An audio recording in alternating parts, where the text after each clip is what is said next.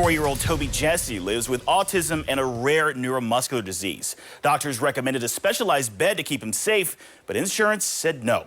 DeAndrea Turner sat down with him to hear about their Christmas Eve wish. Whoa! Go, Toby! If joy had a sound, it might be this. On Christmas Eve, while most children wait for Santa, Toby turned 4. Well, it's his birthday today. He celebrates the way he does everything, with movement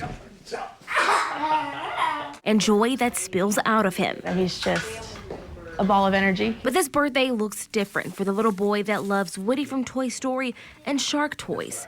In the past year, he's faced more than most adults ever will. In January, an autism diagnosis. In September, avoidant restrictive food intake disorder, and a rare progressive neuromuscular disease, Charcot-Marie-Tooth type 2A. That leads to lifelong and worsening muscle weakness and loss of sensation, primarily in the feet, legs, hands, and arms. Sitting here and watching him run around and have so much fun, just to see him maybe not get to do that one day was heartbreaking. Through it all, his parents say one challenge stands out: sleeping.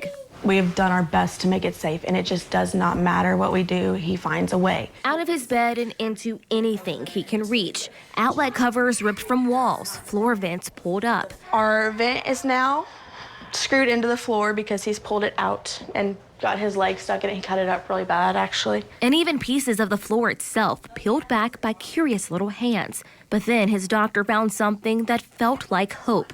Something called a cubby bed, designed for children like Toby, a zippered enclosure for safety, anti-entrapment sheets, and a built-in camera to keep watch. It would give him a safe place to sleep, and we would be able to sleep, because right now, if he's awake, one of us isn't sleeping usually.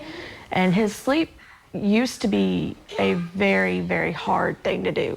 Getting him to sleep was a battle. His dad even took a night shift job just to make sure someone is always watching. So that cubby bed would make a world of difference. But that hope was halted when insurance said no, even after their pediatrician fought for them. The reasoning that I got on the letter was that it would not treat or cure his autism, which feels very wrong to me, because I don't want to treat or cure his autism. I just want him to have a safe place to sleep. It costs just under $18,000, a number that feels impossibly big for something they say feels so simple. Now they're fundraising for the bed. And this Christmas Eve, their wish isn't flashy. It's simple.